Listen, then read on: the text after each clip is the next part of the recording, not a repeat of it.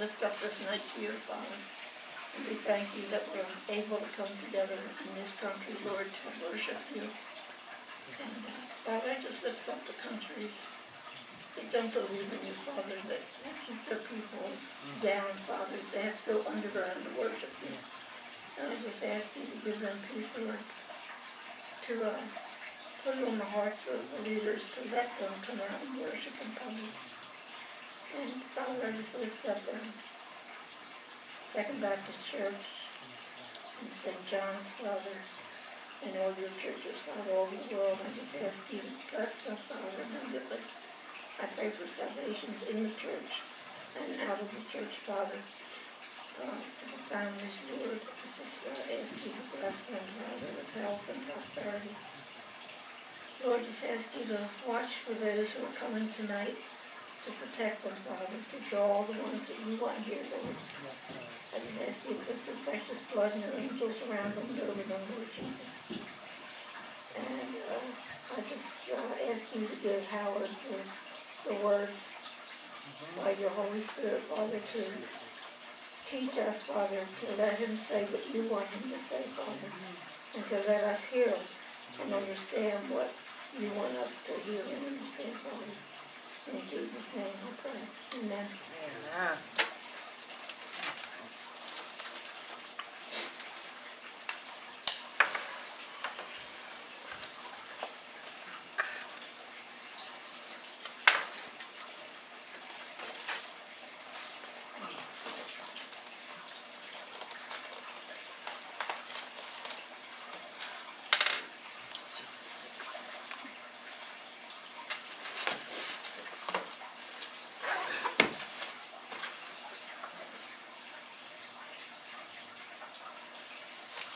Another Passover. 5,000 feet.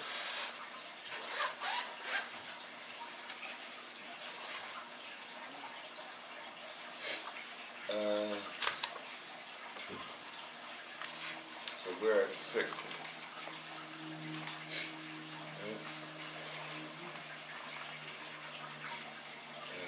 It's just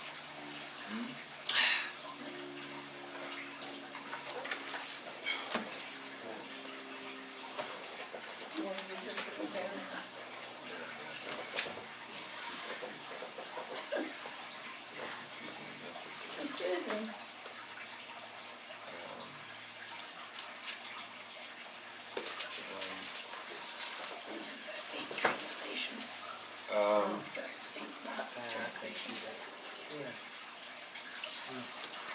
we are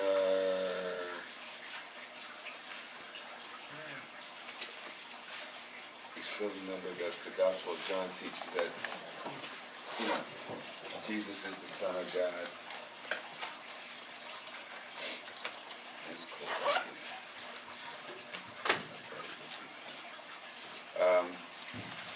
So John, we remember that in the teachings of John's Gospel, that John's purpose of this first Gospel was to declares that you might believe that Jesus is the Christ, the Son of God, and that believing you might have life to his name. And he presents Christ as the Son of God, who was sent from God, and always spoke the message that God gave him.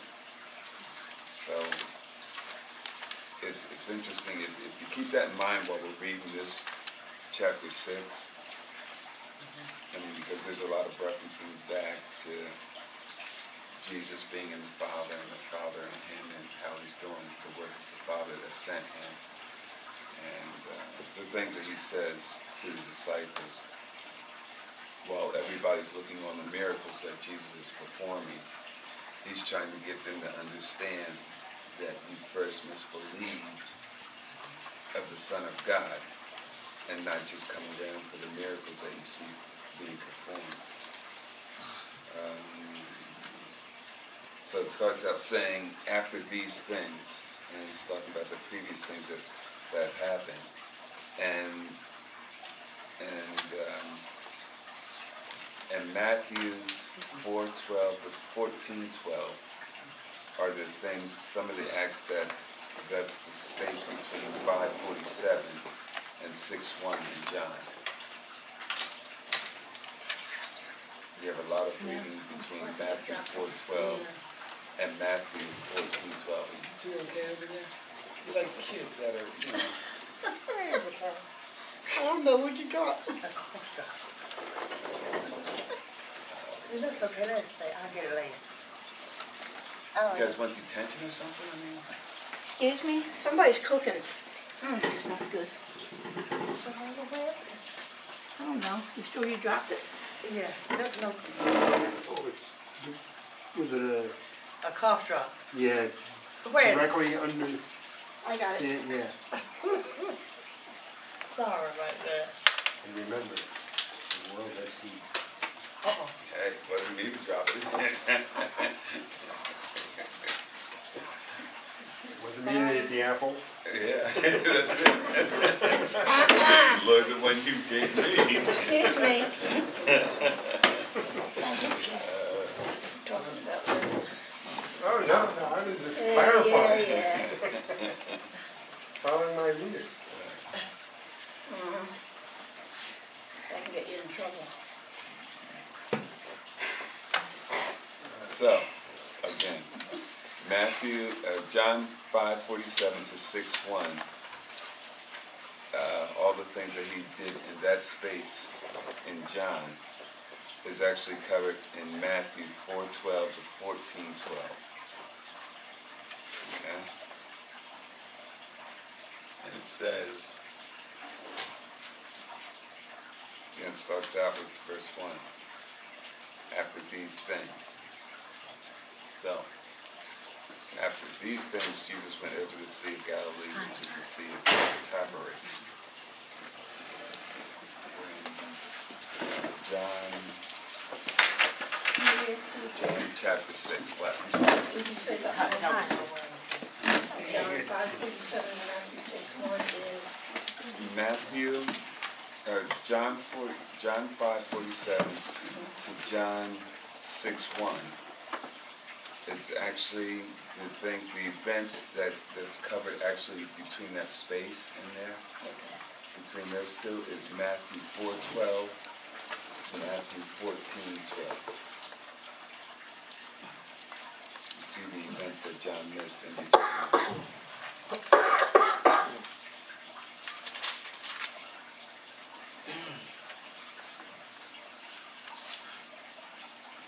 Okay.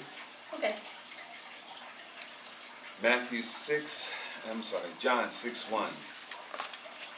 And it says, after these things, and like I said, it's talking about, all the things that have happened through John up until 5:47 to 6:1, and actually covers Matthew 4:12 to 14:12.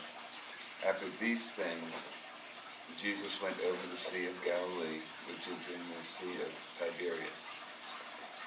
And a great multitude followed him, because they saw his miracles, which he did on those who were diseased. And Jesus went up into the mountain, and there he sat with his disciples. And the Passover, a feast of the Jews, was near. So we see here that the people were following him. In verse 6 it says, a great multitude followed him, because they saw his miracles, which he did to those who were deceased. Okay? So it tells us right off the bat,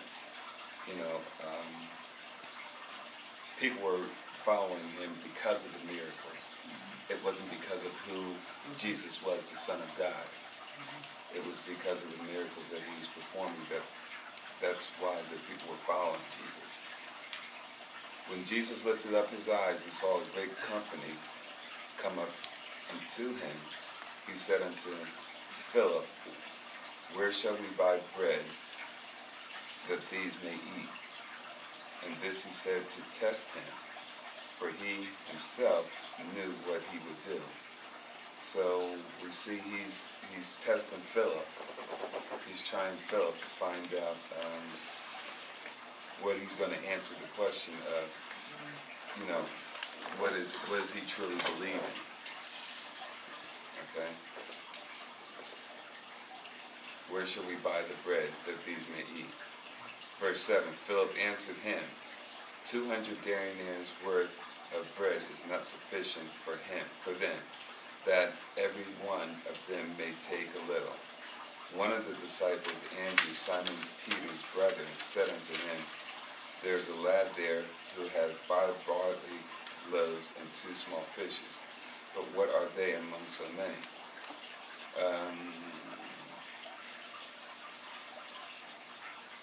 A denarii is a denarii is 1 denarii is worth 1 day's worth of work.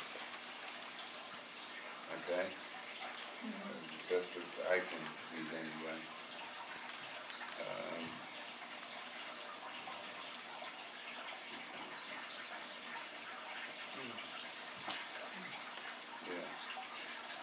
It's like 1 penny's worth. Okay, so he's saying, Philip is saying, even 200 denarii is not even enough to feed the people, to buy food for the people that are there. So one of his disciples, Andrew, Simon Peter's brother, said unto him, There is a lad here who has 5 barley loaves and 2 small fishes, but what are they among so many? Now Jesus already knows everything. He already knows how Peter's going to answer this question. He knows he knows the reason why all these people are following him. He knows in their hearts that they're just following him because of the miracle that he's performing. So as we look at this, he already knew that there was a lad there with the five loaves and the 2 small fishes among them. Okay, and he's about to perform another miracle amongst the people. Everybody with us? And remember, in verse 6, he asked Philip the question just to test him. Okay, it says in verse 6, and this he said to him to test him, for he himself knew what he would do. All right? Verse 10, and Jesus said, Make men sit down. Now there was much grass in the place, so the men sat down, in number of about 5,000. Now there were women and children there too, but I don't know why he just singled out the men. Maybe there was supposed to be leaders of groups there or what have you, but it didn't really give me. Remember back then when you didn't have much say. Yeah, that's what I was going to say. Yeah. And no recognition of anything. Yeah. Going back to the Samaritan well. They weren't allowed to talk to them in public either. Right. Jewish men were told to always close their eyes if they saw anything other than their own person.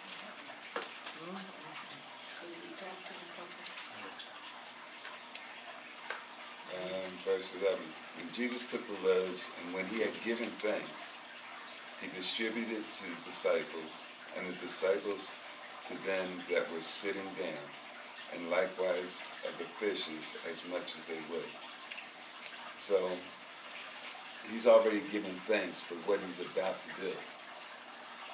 Okay, he's already blessing the food, and that's when we say grace. We give thanks to the Lord for allowing us to sit at the meal. Verse 11 again, and Jesus took the loaves, and when he had given thanks, he distributed to the disciples, and the disciples to them that were sitting. Must be the Lord. To them that were sitting down, and likewise of the fishes as much as they would. And when they were filled, he said unto the disciples, Gather up the fragments that remain, that nothing be lost. Therefore they gathered them together and filled 12 baskets with the fragments of the 5 barley loaves, which remained over and above that which they had eaten. Then those men, when they had seen the miracle that Jesus did, said, This is of a truth, that the prophet that should come into the world. Again, they're fixated on the fact that he produced a miracle. He was able to feed the 5,000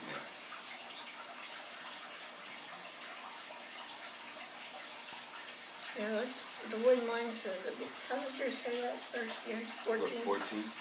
Then those men, when they had seen the miracle that Jesus did, said, "This is of a truth, that prophet that should come into the world."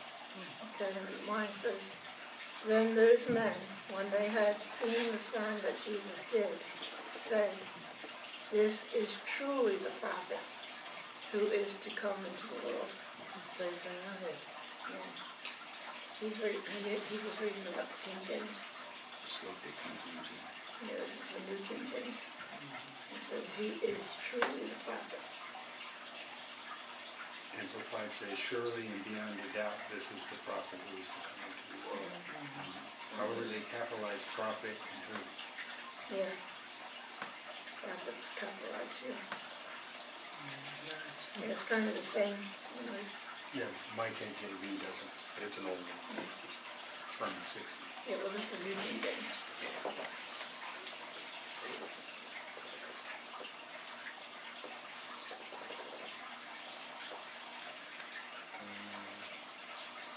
Can I ask you a question? Yes. You said women were here. But where were the women? Hmm? You said women were here also? Mm-hmm. But it doesn't mention them.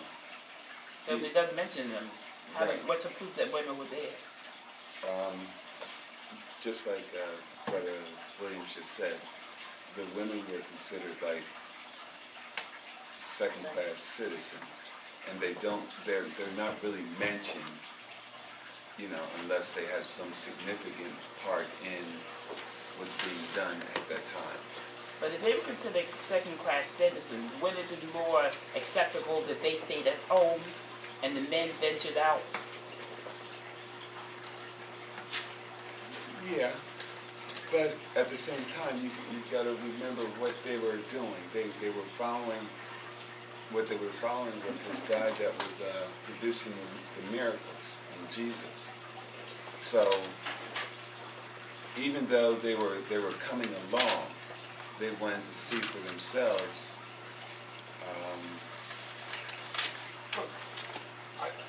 I saw it differently. I saw it as they came along because it was like, "Hey, honey, go get me this."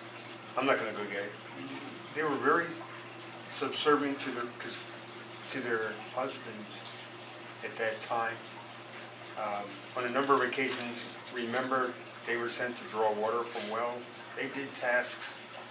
Taking care of the homes, those that were wealthy obviously had an army of servants. So it wasn't uncommon to have servants at any level, even to this day. I mean, this day meaning then. It wasn't like you had to be super. Like nowadays, we think of servants for wealthy people. Back then, you had people who were willing to come, "Hey, I'll clean your house for something to eat," that type of thing. And so you also had wealthy people, or I'm sorry, men of status who could. Your women came along as a social thing. If the women were there, don't you think, why would John leave it out if the women were there? Why did he say men and women? They weren't important. Because, Right. it was more significant that, to like you said, the signature of the times, it was more significant that it be mentioned that the men were coming there to see the miracles of what was happening. And in my opinion, I just think that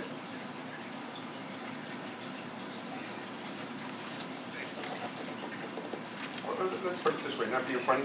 If there was a fight on Highland Avenue, everybody, those two fight. But if the cops come, "Oh God, police are better go see you, it must be serious."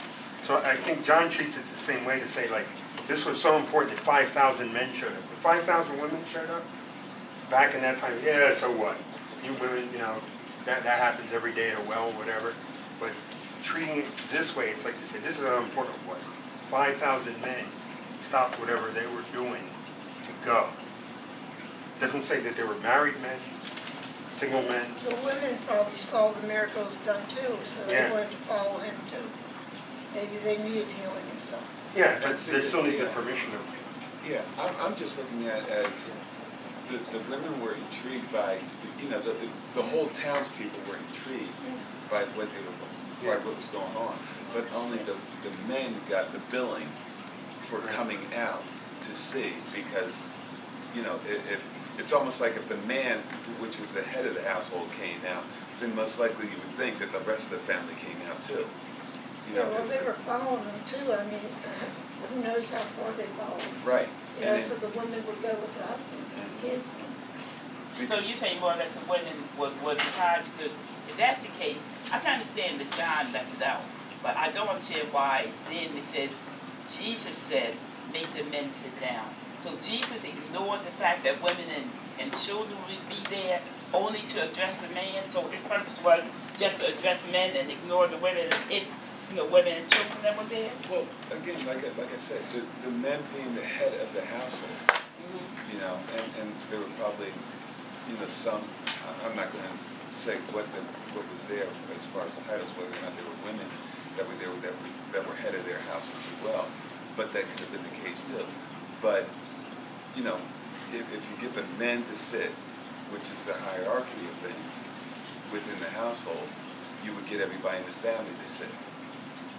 Hey, let's not be funny, but think about this too. Usually men are taller. So for more to see, if you had the men be sit, the women and children could see better. I mean, I'm sure the men were all crowded up front, that type of thing. Yeah. You know what I mean? So if you said, hey, sit, you know, a greater viewership. But he only fed the men. So the women went hungry. No, Well, No, God, you yeah. can't say that. No, They weren't hungry. they were hungry. I'm starving right now. Knowing that I'm cooking. No, Oh, it's a good try, Ken. But it ain't gonna work, okay? Yeah, I was thinking about when it reading in the Bible, in the Bible where it says like the woman's supposed to keep quiet, that they're not mentioned, you know, like they're not even be seen, not be heard. They're not mentioned in the church like that. They're supposed to be quiet and wait till they go home and talk to their husbands like that if they wasn't doing anything, you know. It's like you can be seen and not heard or something, you know. They don't recognize the women. And then if you look at verse 9, okay, it says, there is a lad here who has 5 barley loaves and 2 small fishes, but what are they among so many? They only mention the lad there because he plays a significant part in it, because he has the fish and the bread. That's the only reason why I figured that they mentioned the fact that there was a lad there with the barley and the fish.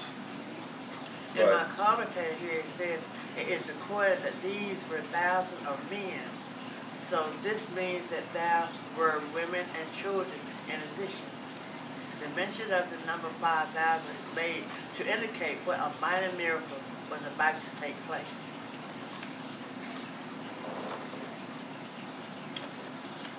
I mean, because verse 2 says multitude, a great multitude. You know what I mean? And I'm with you, Mr. John. I think the same way. Just great multitude. How great is the great multitude? It's the same thing with the disciples. We know there were more than 12. You see at times in the Bible say 120, or they give you other numbers, and I think the same thing here. It's not like it was just 5,000 men, but you know, you got to think also. It's not just, if I can say this, townsfolk. There may have been people from out of town. There may have been beggars. Just by the miracles he had done before and other chapters in the Bible, it's not to say that there were 5,000 families, you know, married men. Right, yeah. So, you know, for all we know, there could have been just as easily 100 women. can I read what the Living Bible says? Okay.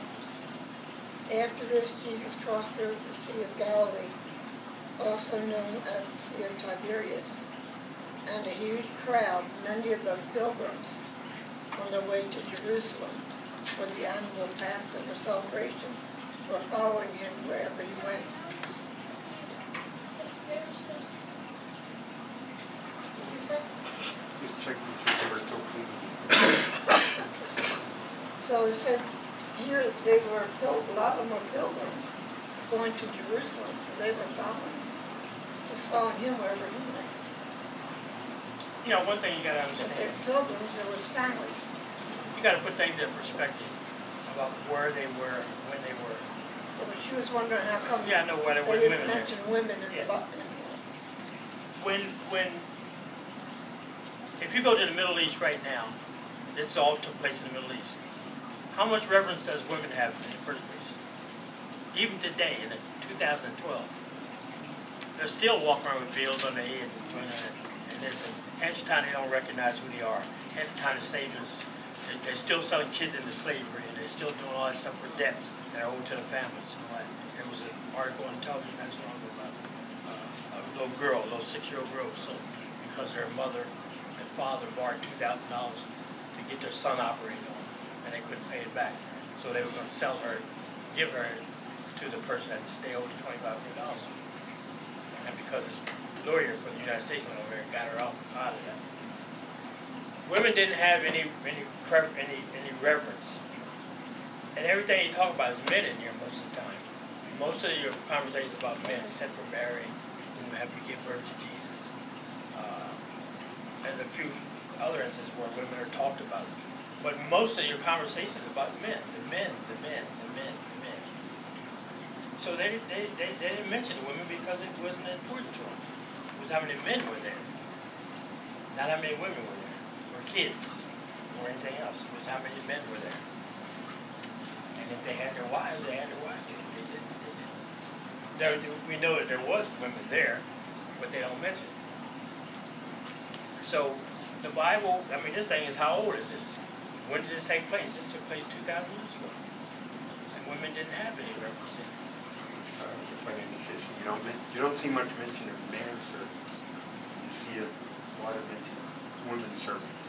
Like the woman at the well with the water, etc., etc. Wouldn't men do that?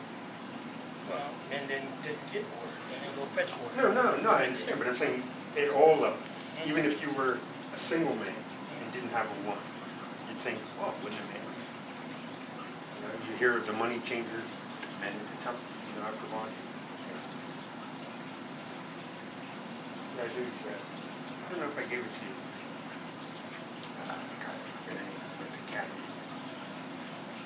That those sheets I gave you, did I give you one that's talking about women's place in the Bible? Like this one saying back in the 60s, from Adam's rib to women's rib. Might be there was a short one I gave you. From the woman in the Samaritan well. If not, I'll type it up. It's pretty interesting with what we're talking about. And they touch on that. The Samaritan woman. Yeah, and I think like This is the thick one. This is the other one.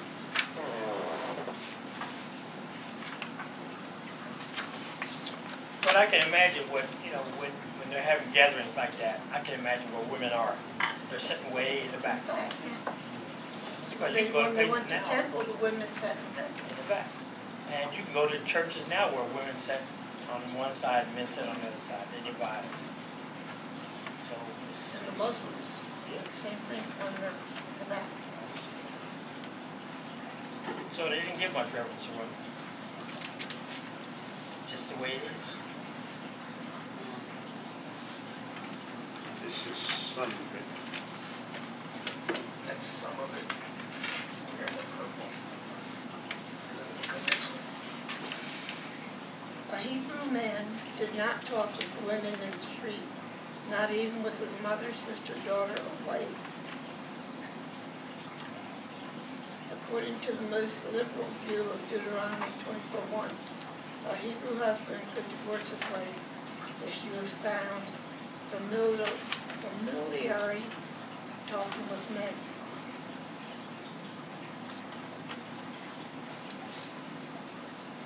Jewish attitude toward women was less than ideal, while the Old Testament afforded great dignity to womanhood. Proverbs 31. The Hebrews over the years had invaded some of the attitudes of paganism. Many a Jewish man started the day with a prayer to God, expressing thanks that he was neither a Gentile, a slave, or a woman. So you can see, reinforcing what you're saying, I hope that answers your question a little better. I know I printed out, I'll bring it in next week, but just imagine that. So just, you know what I mean? Thanks, not a woman. Yeah. And it comes after the Gentile and slave. Yeah. So you can imagine the status of that. When I was in the service, I remember being in Norfolk, Virginia, and they had signs all over the lawns and the public places where you went, no sailors or dogs allowed. And there were sailors and dogs stay on the grass. That's the way it was. I mean, this was back in the 60s. Sailors and dogs stay on the grass. It's like a black side, blue side.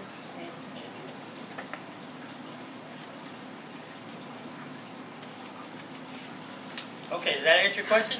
Yes, thank you. Okay. Thanks. In 1614, 6:14? 614, John, Yeah. Is that what you said? John You said 6:14, 6. 16:14. John 6:14. Okay. Then those men, when they had seen the miracle that Jesus did, said, "This is of the truth, that the prophet that should come into the world." And what he was talking about, Deuteronomy 18:15.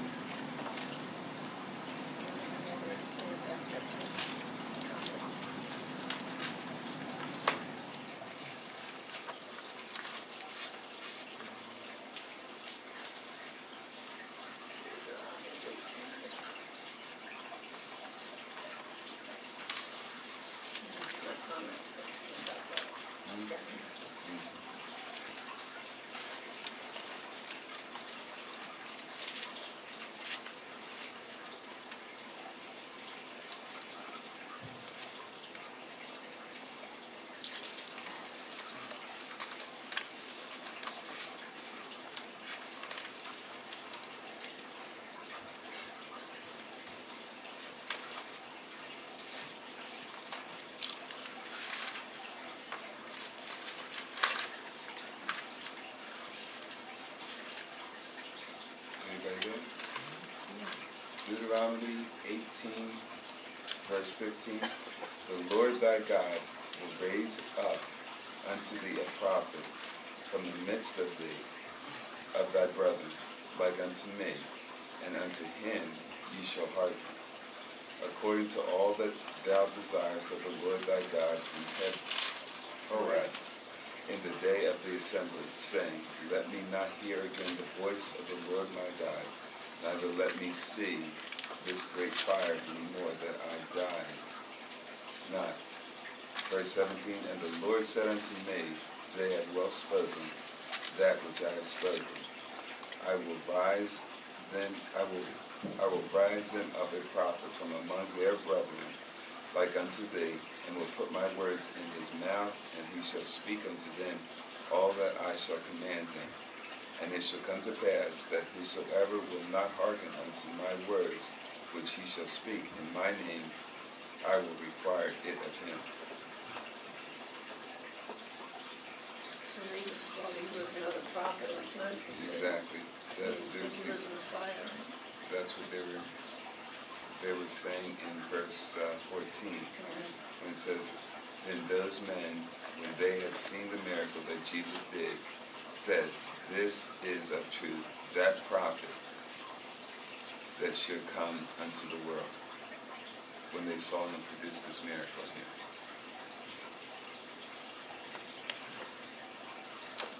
And that's just one of the many verses.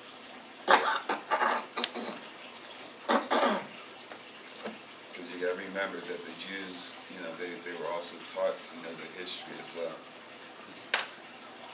and to look for them, and to look for the Messiah coming. And this is one of the things, like I said, if you're truly in your word, as you're going through your day and things like that, you can remember, oh, I know I've read that in the scriptures. You can relate somewhere in your daily coming and going. You can relate scripture that would apply to you in some situations that in the situations that you go through in your daily life. And this is just one of those instances where they were talking about, this is truly of the prophet that they said was going to come, you know, from the Old Testament. Okay? Again, we see here that the multitudes were following him because of the miracles that he was working. It wasn't so much that they believed in Jesus at this time. It was that they were believing in the miracles that he was producing. It wasn't that they had faith in who he was, the Son of God. And that's what the Gospel of John is about, teaching them about the Son of God. And if you go back to verse 7, Philip answered, 200 denarii worth of bread is not sufficient for them, that every one of them may take a little. And just as I think Brother Williams was going down that road, I mean, you know, with all the men there, and, you know, they were saying not even 200 denarii was going to feed that multitude. And a denarii is 1 day's wages of work. Even that much wasn't going to buy enough to feed that whole multitude that was there. Okay? Questions? Okay? Yeah, I don't know. Me being me, I read many things into this. One of them was when Philip responded in verse 7. Mm-hmm. Right, now mine says, whence, in verse 5, shall we buy bread that he may eat? And this he said to prove him, for he knew himself what he would do. Yeah. Interesting, and again I'm reading way into it, Philip didn't say, well, not so much, isn't this your job, isn't this yours? But responded right away from an earthly perspective. Mm-hmm. Yeah. You know what I mean? Just, Yeah. It's, again, and I'm jumping back a couple chapters, it was the same thing with Jesus, with this Samaritan woman at the well, when he sent him into town to get food. Don't you find that mind-boggling? They're in the middle of somewhere where they're well-hated, and they're going to go buy food from these people and eat it, cook it, trust it, it's worthy, etc., etc. And so I'm looking at this the same way here too. Like Philip didn't even like the crowd, you know. And I also saw this. Now, my King James says in verse 2, a great multitude. And then in verse 5 it says a great company. The Amplified changes it around to verse 2 is a crowd, and 5 is a multitude. But I also saw the self-serving people. The disease, the sick, they're like, well, hey, maybe if I follow this guy, I'll get a chance. Yeah. You know, so it wasn't even, if I can say this, they had faith in themselves that if they hung around, they would get healed. But they weren't there for God. Right. So if somebody else got healed, it wasn't like, hey, hallelujah, that guy got healed. It was, hey, how come not me? And again, jumping back to the guy at the pool last week, same thing with Jesus said, do you want to be made whole? I read a good commentary about the fact that, like, some people, oh man, I'm sick, oh, if you're so sick, why don't you go down and get some medication? So it was almost like as if Christ was saying, do you want to be made whole? And so I see. People that attention they got. Exactly. Exactly. And so this, I just find it intriguing that even his own followers, as close as they were, right away, the earthly response. Yeah, it basically by sight. We're only going by what we see here. Yeah. You know, and you can tell that, you know, even with the scriptures how they describe this whole situation, Jesus did it just to test him, you know, to find out if, you know, he already knew the answers that he was going to give him. He already knew that. Yeah. He already knew how he was going to solve the problem. But everybody's always looking by sight and not believing by faith.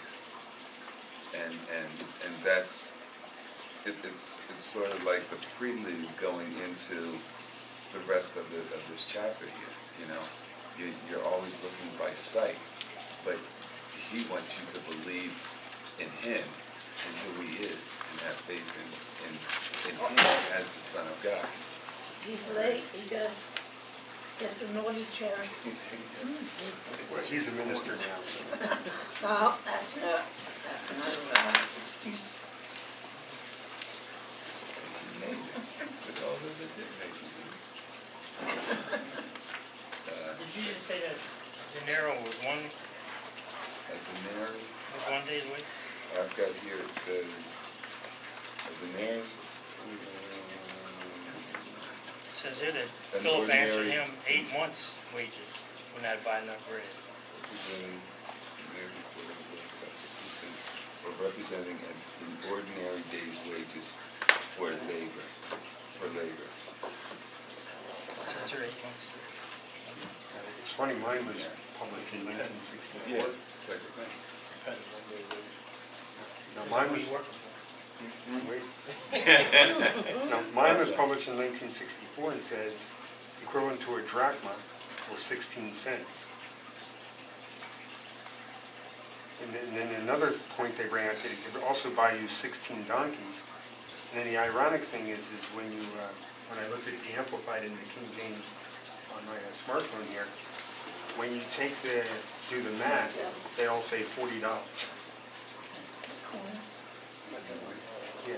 I've also got a coinage here. Also says the most common coin was the Roman denarius, a silver coin about 2/3 the size of an American quarter, worth about 16 cents, representing an ordinary day's wages for labor. Well, we're going to go back to this author's thing. It says here, chapter 7.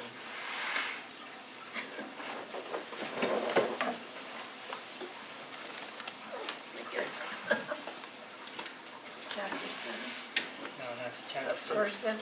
So interestingly enough, if you think that one denarius could buy 16 donkeys, when you say you've got, Which version? but I mean, yeah, I mean, that's like saying, Living Bible?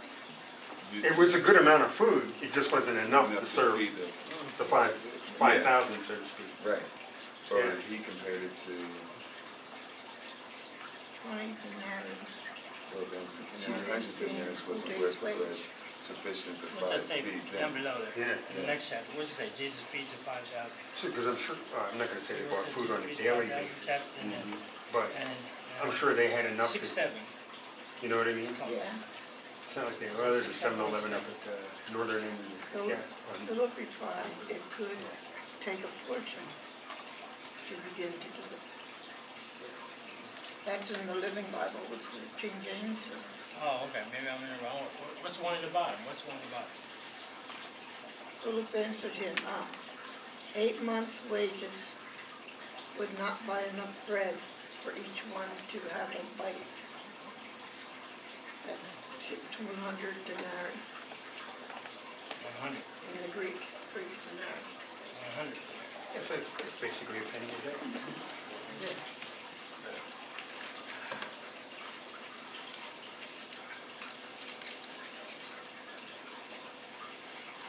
It's Roman.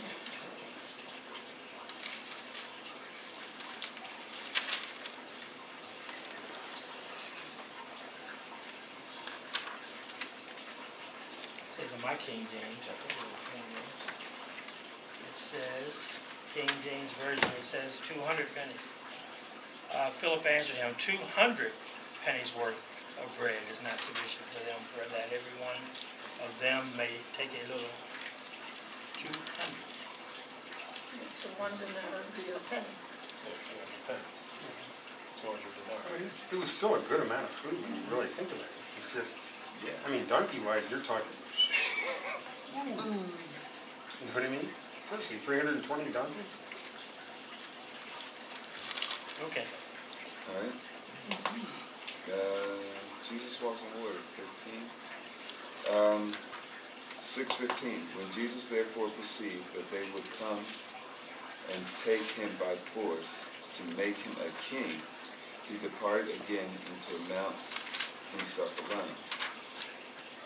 So we see here that, you know, through these events here, that they wanted to make him king. Again, based on the miracles that he was doing in front of everybody. Okay?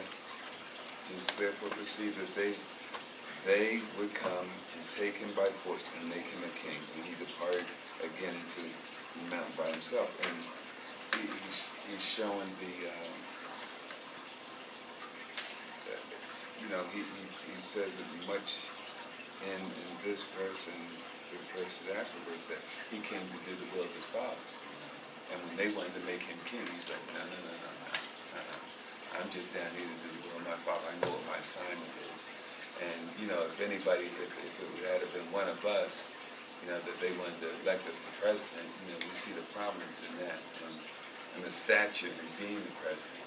But he's like, no, I don't want that. I want to do my Father's will that sent me here. And he humbled himself and he got out of Dodge. But also with 15, I saw it as, hey, look, he does what we want him to do. This is our idea of what. Let's make him a king. Yeah.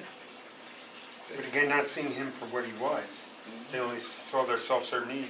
So when he went into the mountain himself alone, I feel like saying that, it was almost like saying he was the only one that understood what happened there. Yeah. Yeah, because you got to remember, he's also looking at them, again, as they're looking at the visual things that you see. You know, just like the Bible teaches, don't. How's it go? Live not by sight, but by faith. That verse. Yeah. Don't believe in, you know, don't put so much faith in all those things that you see in front of you. It's not going to carry you. You know, 16, and when evening was come now, his disciples went down into the sea, and entered into the boat, and went into the sea towards Capernaum. And it was now dark, and Jesus was not come to them. And the sea arose by reason of a great wind that blew. So when they had rowed about 5 and 20 and 30 furlongs, they see Jesus walking on the sea and drawing near unto the boat, and they were afraid.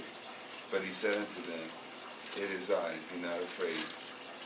Then they willingly received him into the boat, and immediately the boat was at the land to which they went. I mean, so again, you know, he's coming from, he's just departed from those people, and he's coming back towards the evening. And when evening was come down, the disciples went down into the ship to cross over to the other side of the lake, and entered into the boat, and went to the other side of Capernaum. And it was now dark, and Jesus was now come to them. And the sea arose by reason of a great wind that blew. So they had taken the ship out. If we go to, let's go to Matthew 14. But while you're turning to that, Jesus wasn't with them. Jesus was still in the mountains, and they went Yeah, he over was by coming themselves. back, yeah. The disciples went by themselves. Right. And then he went before they were still rowing about 4 miles before they were from the shoreline. And then he appeared on the water, walking on the water. Matthew here gives a better I think it's Matthew what? 14. 14 and 22. 22. 14, 22, 32. Somebody want to read that? Immediately, Jesus made his disciples get into the boat and go before him to the other side, while he sent the multitudes away. And see, we didn't get that description in John. Yeah. How far are you trying to go? 32. And when he had sent the multitudes away, he went up on the mountain by himself to pray. Now when evening came, he was alone there. But the boat was now in the middle of the sea, tossed by the waves, for the wind was contrary. Now in the 4th watch of the night, Jesus went to them walking on the sea. And when the disciples saw him walking on the sea, they were troubled, saying, "It is a ghost." And they cried out for fear. But immediately Jesus spoke to them, saying, "Be of good cheer, it is I, do not be afraid." And Peter answered him and said, "Lord, if it is you, command me to come to you on the water." So he said, "Come." And when Peter had come down out of the boat, he walked on the water to go to Jesus. But when he saw that the wind was boisterous, he was afraid. And beginning to sink, he cried out, saying, "Lord, save me." And immediately Jesus stretched out his hand and caught him and said to him, "O you of little faith, why did you doubt?" And when they got into the boat, the wind ceased. Then those who were in the boat came and worshipped him, saying, "Truly, you are the Son of God." So instead of keeping his eyes on Jesus, he was keeping his eyes on trouble and storm. Yeah, that's the same thing we do today. Yeah. You know, when we have trials and tribulations, We look at them instead of we Jesus. look at how are we going to get past this thing, how are we going to jump this hurdle, Yeah, faith. how are we going to get this bill paid or whatever. But Jesus says, you keep your eye on me, and I will save you. You cry out to him, and he comes in. And go ahead, Miss Margaret. Oh, Come on. no, I won't tell you. I was thinking about something. Go ahead. You're laughing. Come on. That's all right. Go ahead. But that's what he wants us to do. He wants us to cry out to him. You know, to realize where we already know that we're his. Now, all we have to do is, whenever we come across problems and situations in our lives, not try and handle it ourselves. Put it in the Lord's hands and allow him to handle it. Because once you become a part of the fold of Jesus Christ, the devil takes aim at you. And he tries to throw everything at you from different corners. And when you're not looking this way, something's coming from your blind side. And we as human beings, our first thing is, okay, how can I stop this over here? And while we're ever paying attention to this thing over here, something else will come from the other side. But you got to remember, the other part of it is when you come to Jesus, you're not, my fight isn't with him. It's against the powers and the principalities of this world. The devil's trying to make us fold up and believe that Christ isn't there to help us. And that's the message that we're getting right here when Peter got out of that boat. You know, he was walking all calmly while he was looking at Jesus. But then when he saw that boisterous wind coming, you take your eyes off Christ and you start looking at that situation happening over here. You're like, what am I going to do now? You got to realize it's not about us. Just like Yolanda Adams sings in the song. It's not about us. It's about us putting faith in Jesus and crying out to him, and he'll allow us to overstep our hurdles. You ever hear the song, "Turn Your Eyes Upon Jesus"? Mm-hmm. Turn your what? Turn your eyes upon Jesus, look full in his wondrous face, and the things of earth will grow strangely dim in the light of his glory and grace. He also says, too, you know, he told the disciples, you'll be able to do greater works than these.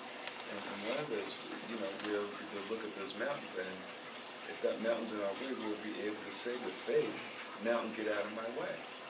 You know, we'll be able to do those things where you'll either be given the strength to climb over that mountain, or that mountain will be just removed from in front of you, or however Jesus decides to get the distraction out of your way.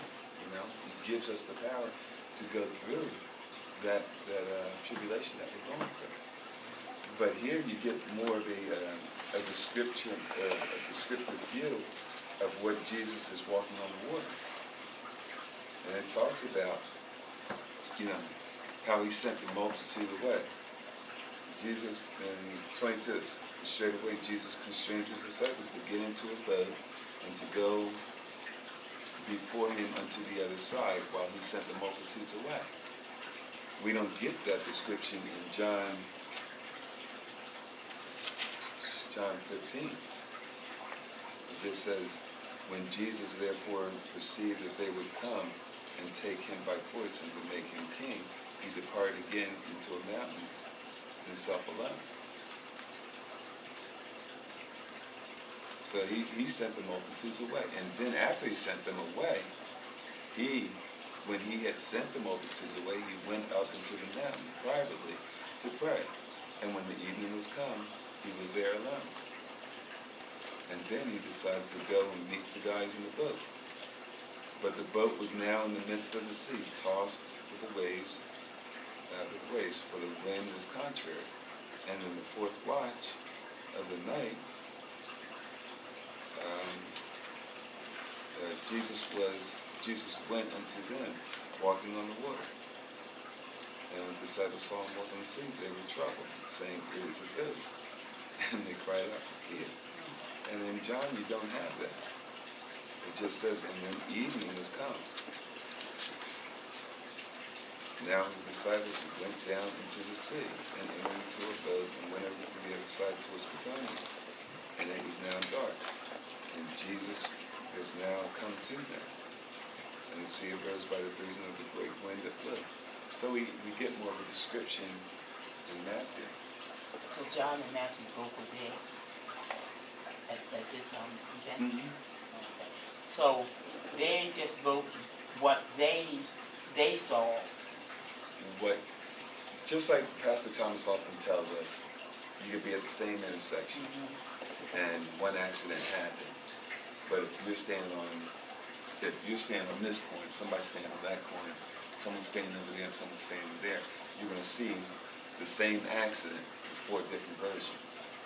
And that's what's happening here. You've got the same events going on, but you've got John's interpretation. Because John, remember, in John's gospel, he wants you to come away reading his gospel, believing Jesus is the Son of God. And all the things that he says, he's saying that Jesus is, that you might believe that Jesus is the Christ, the Son of God, and that believing you might have life through his name. Therefore he presents Christ as the Son of God, who was sent from God and also spoke the message God gave him. All right? In Matthew, we have,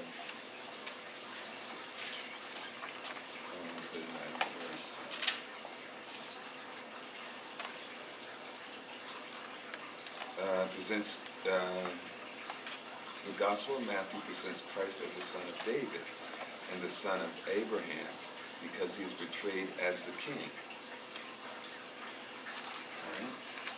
So that, I mean, those are, it's more important for Matthew to give you, I guess, more details than what John is giving at some points.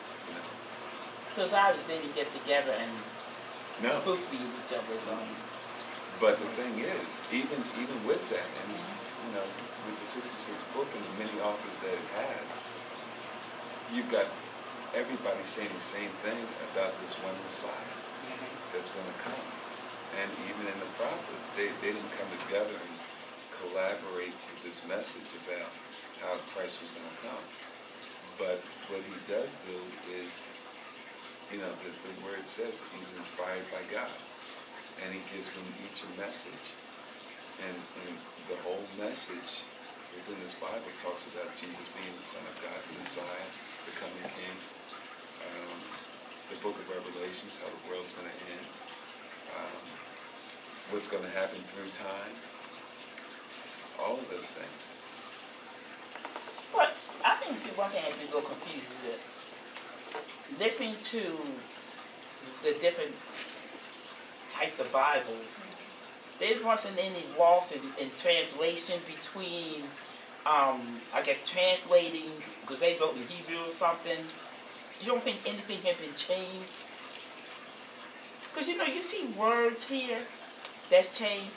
And I just found this book, and I was reading, and it has in the book a list of errors that was made in the Bible. Like in one area, somebody might say, I'll just give you an example, 5 donkeys, and the other prophet might say it was no donkeys at all.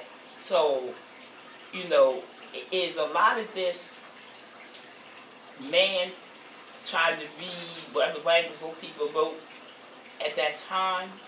Because there seem to be there's some type of discrepancies in the different Bibles. Or are we just supposed to just believe that although we see some discrepancies, our focus is just on Jesus Christ being the Son of God and ignoring the errors or discrepancies? Well, first of all, you have to remember the discrepancies came because, or there, if there are discrepancies there, it's because people, King James commissioned to have this book written in the what, 1700s, something like that? Before that, 1600s, before that, there was this book was written, translated from the Greek, so that we would have we would have a book to read ourselves. You got to remember that before that time, priests were reading books to people in the old country, and you weren't allowed to read the books because you didn't have enough education. You didn't understand. You didn't know. So that was their way of holding power over you as a Catholic. Okay, that's why Martin Luther came and rewrote the book out of German. He wrote it into German, didn't he? Wrote it into German so the German people could understand it. The priests were the only ones that had the book. They didn't share it with the rest of the congregation. They told the congregation what they wanted to tell them. They didn't have no book to read themselves. They wanted to kill him for doing that. Martin Luther went and went in exile and wrote this book from the Hebrew scripture into German so that the German people would have a book to read of their own. So many people have translated, what's his name, what's the first one that commissioned this book to be read?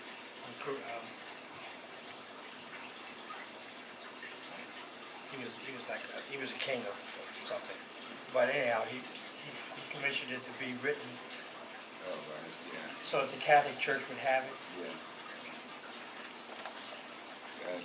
I forget his name now. But anyhow, he wrote, he became a Christian, made his whole country Christian, and said that the people now would worship one God.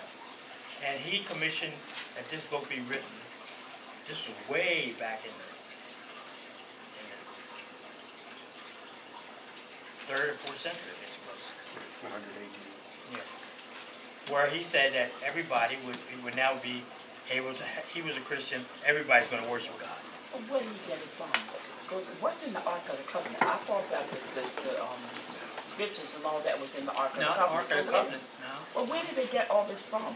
The Ark of the Covenant had the 10 Commandments was in the Ark of the Covenant.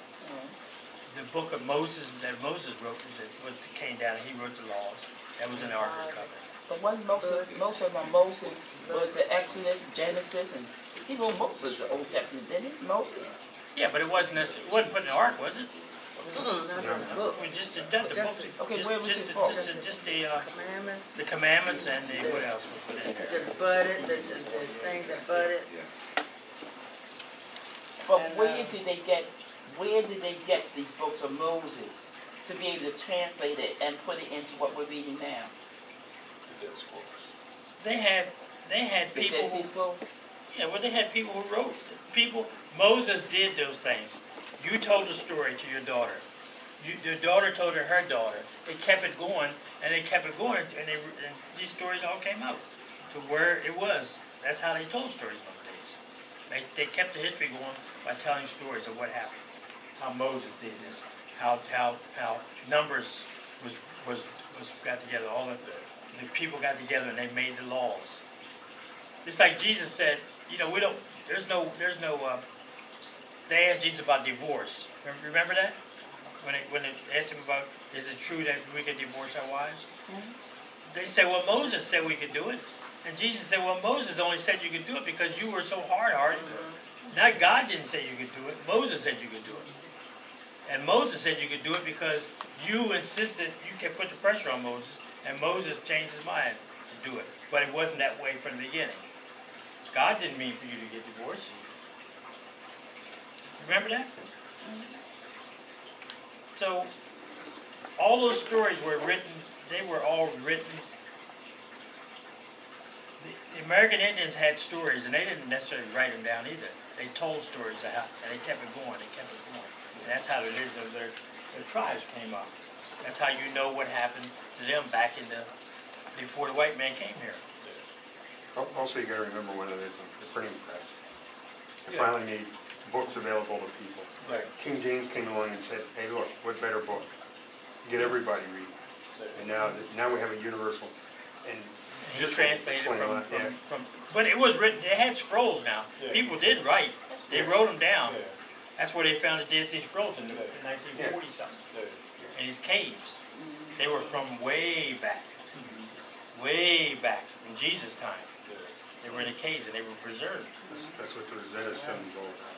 They finally unlocked the key. And the irony of that was just for years they had always been putting it one way, and when they turned it around, it makes sense. This should give you a good explanation. It essentially says what he was just saying, but by 400 AD, just after John finished, and then this article also touches on it too, the need for a universal church because so many people were giving, outside of the Bible, so many people, whether it was Josephus, et cetera, were giving their own versions, that the churches saw the weakness and saw a great need to say, we've got to have something that's universal, even amongst our own faiths. And so they were saying, but the Roman Catholic Church started it first by pushing it in 400 AD. King James took it a step further, which I feel he was further in Protestantism, by saying, hey, look, if we get a book, because the Catholics only allowed the Catholic people to read it, so the problem still prevailed. The priest read it. Yeah. Well, yeah, but I'm saying it still was in the right. Catholic community where I'm drawing it. And so when King James came along, he was saying, hey, look, we're just going to make it for everybody. So then he was saying, Martin Luther was saying, okay, you did it in English, but it's not really for everybody. So it gives a synopsis to that effect. This Bible I've had since a kid. Did you ever see the movie Martin Luther? You have a DVD player at home? No. Huh? No, like DVD player. Oh, yeah. Okay. Go to the library and check out Martin Luther. Martin Luther, okay? It costs you $1.50. $1. Okay. Wednesday's two for one. $1.50. And it gives you 5 days. You got 5 days to look at it. It's a good movie to really learn what happened to the people, how Martin Luther came about, how he did things, and why the Bible was written in German so that people could understand. Now the churches, you gotta remember one thing: the churches wasn't a good thing to everybody. You know, the churches had a lot of ways of collecting money. They were money hungry. They were, that's why the Catholic Church had all those big places over there in Rome now. And that's where that separation happened between Henry VIII and when that Protestant part with the Catholic and the separation. If it had not been for him on that side, that Protestant aspect wouldn't have came in. Because we're under Protestant. For the foundation of the Catholic Church, they saw the fastest way to grow was tear down a pagan temple, put a church in the same place, because people, as simple-minded as they were back then, had a ritual would go to the same place. Oh, yeah. So if there was a new church, they'd go, well, it's the same place where the old one was. Yeah. Well, God When told all me the that. soldiers were baptized in the water as they were about to fight, and then crossed over, and then when you have your commander-in-chief basically saying, okay, you're all now Christians. Yeah. And then they still brought their pagan beliefs in. That's the, That was one of the reasons why in Kings, if you read Kings in that book, God was always mad at all these kings, even though he'd bring guys, the father would die, the son would take over. The son wasn't no better than the father. They did things a certain way. They had God on one hand, but they still had the pagan religion on the other hand. So they would worship God over here in the morning and go in the afternoon and worship his pagan. They let the people still worship pagan gods, Baal and all that. So they never pleased God because even though they were worshiping God, they weren't giving him everything, giving everything to him. He was giving to him and to the pagan God. That's what happened to Solomon. He let his wives go in there. And they had their own gods. Because all those women that Solomon married wasn't from the Jewish tribe. They were from all kinds of people. He would marry his women just to keep peace in the land. So he'd go marry you, and then he'd marry you. Your father was one, his father was another one, and they would all say, okay, we're not going to have war, because you now marry my daughter. But he had all these wives, but they had all different gods. And that's what God got mad at. That's all. You weren't here one week, but I was telling everybody about like the Samaritan woman at the well. To this day, the Russian church, they've given her a name. They give her a holiday. It's amazing. They say she had 5 daughters, 2 sons, lived here. Like if you read the Russian church, from what they drew of just that same story, you'd almost think, oh my goodness, how can that possibly, and yet there are thousands and millions of Russians who believe this is gospel. Because the Russian church saw a need to personalize and glorify, so their approach was along the lines of, well, we respect them. Look, we even give them a Sunday in Lent. We even have a saint named, blah, blah, blah. Where does God say that? So when I came across that article, and trying to find out more about the Samaritan woman at the well, I was like, whoa, whoa. I read it from the perspective of, I know this is not gospel, but this is something that you don't even have to go back 2,000 years. This was something that was done back in the 17 and 1800s. It's really, wow. That's just amazing. And yet there are people out there going, oh, no, I'm Russian Orthodox. This is the word. You can't tell me this isn't true. And I'm like, well, just show me where in the Bible it says this woman was all of that. Oh, wait a minute. Then, if that's the case, aren't we doing the same thing? With the interpretation that the Bible says it was men. Aren't we interpreting that women had to been there? So what's the difference? Because the Bible said men were there. Nowhere does it say women. So what's the difference with what the Russian Orthodox is doing and this thing right here? Because just as these clothes you wear here doesn't mean this is the only set of clothes you have at your home either. I'm sure you got more clothes than that. So I'd like to say it's the same thing with the Bible. There's something, I don't have to ask you, is this the only vest you have, the only hat you have, the only pants you have? No. You know? Go ahead, John. You two guys can answer those questions. Yeah. Well, the aspect of when you look at the women, there's some things that weren't there. It's displayed throughout the whole entire Bible. There are women that were there. That we joke around because of certain things that happened because the women were there. And it's like you have, say with Abraham, because of with his wife, there was an issue now that happens that there's separation between Isaac and Ishmael. Because if Sarah would have just did what she was supposed to do, and Abraham, they would have just had Isaac and then the line would have stayed there. But now you have Ishmael and you have all of the stuff that happens with the Arabs and all of that stuff. Now Abraham is the father of both of those nations.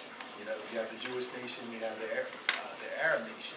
So it's just like the women that were there throughout the Bible. I mean, it gives it, but remember the Bible is God, it's God breathed. So the stuff that's written down is from men, and where it was the inspiration came from God.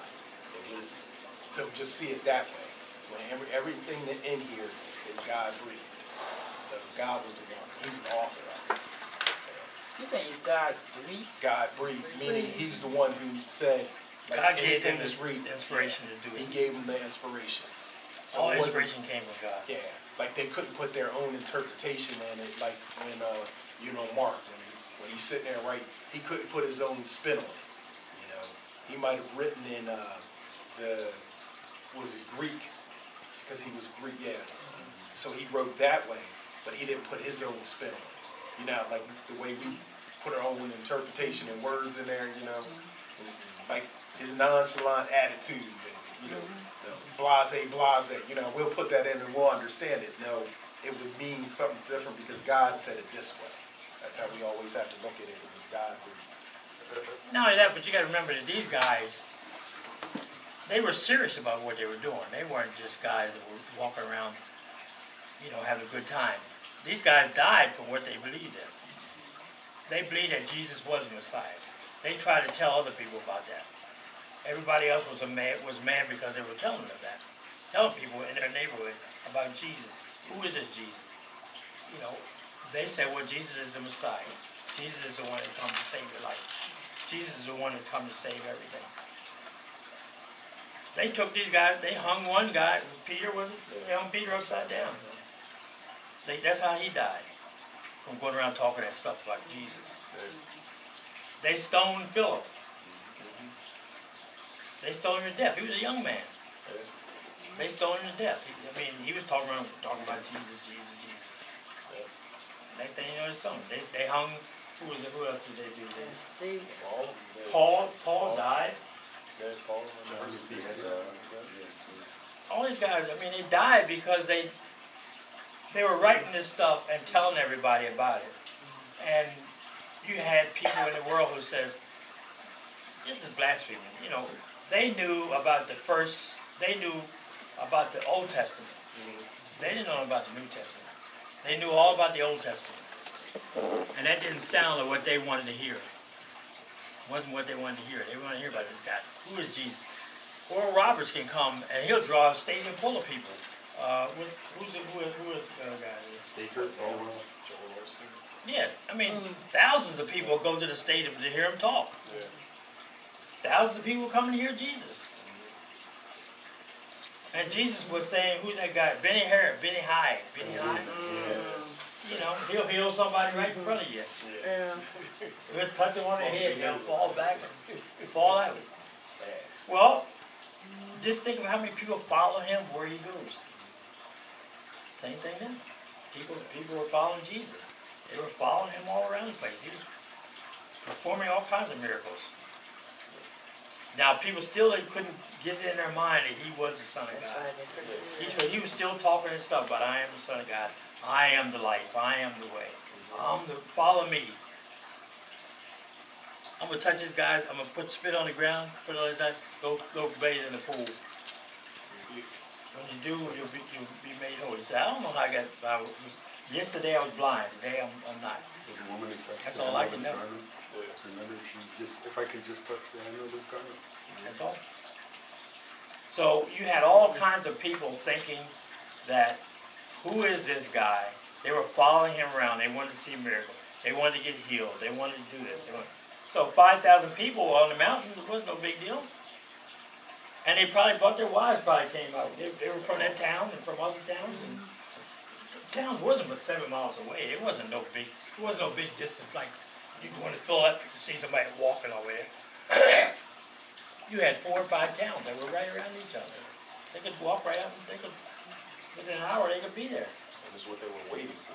They were waiting for the Messiah. That was the main, like in all of these books in the Old Testament and all the prophets, it's talking about someone coming. And so they've been constantly waiting, because when you're in disobedience from someone and they were in disobedience to God, all of this stuff that has happened, they're waiting for the Savior. They're waiting for someone to save them from the people that were over top of them. You had empires over top of them, and that was, the persecution that happened to them. Like Nehemiah and the aspect of building and going to do with the walls and the gates and putting back up with God's stuff. How we say minimize God. And kind of like how we do it now. Like, we're waiting on Jesus' return. We're waiting right now for his return. But see how people, do you think a lot of people are waiting for Jesus to return? For the No, I was asking. I don't know, they're not sitting up there. Oh, it's like the guy. How many people want to go to heaven? How many people? Do you think everybody here wants to go to heaven? How many of them want to die today? No. Oh. Everybody wants to go to heaven, but nobody wants to die. And it's the greatest place in the world. And they tell me, why don't I want to die to get there? Why not dying to get there? Yeah. But the thing is, that part isn't even taking place. Like, what's going to happen isn't even taking place yet. That's going to happen at that part with the new earth and all of that. That's where you want to be at. Like, it's not a way station, but it's just like you'll be in heaven that aspect spiritual wise. but you don't get a benefit of what it's going to be when Jesus is straight up, you know, our Lord, our King, all of that, you know, and that's And you know, it's hard for us to really visualize being oppressed because we're Americans. It's hard for us to visualize being oppressed. If you lived over in, That's what I'm saying. I don't know what you think. if you lived in Afghanistan or Iran or one of those places over there, you would really see what it's mean to be oppressed. They are breaking into places in the churches, killing people. Yeah. That's oppression. What you going through ain't no oppression. No, concept falls down pieces. Go ahead. Yeah, but we're not killed because of our religion, like our belief. I mean, we have to take some stuff that we don't like, but it ain't nothing, nowhere near like those people have to take. Because if they snatched us up just because of by us being believers, and they just snatch us up, and then all of a sudden now we would have to fight down at the down at this Wells Fargo, and we're entertainment for someone. And it's like just because of who you were persecuted. You know, I wonder how many people would be say Christians if it was still that way. How many people are in prison over there, over the old countries, over Europe? How many people are in prison because they are Christians? Not for no other reason, just because they're Christians. Because they believe in Jesus. They believe in His book. That you are now reading, and nobody bothering you. I was going to jump to a question about 14 and 15.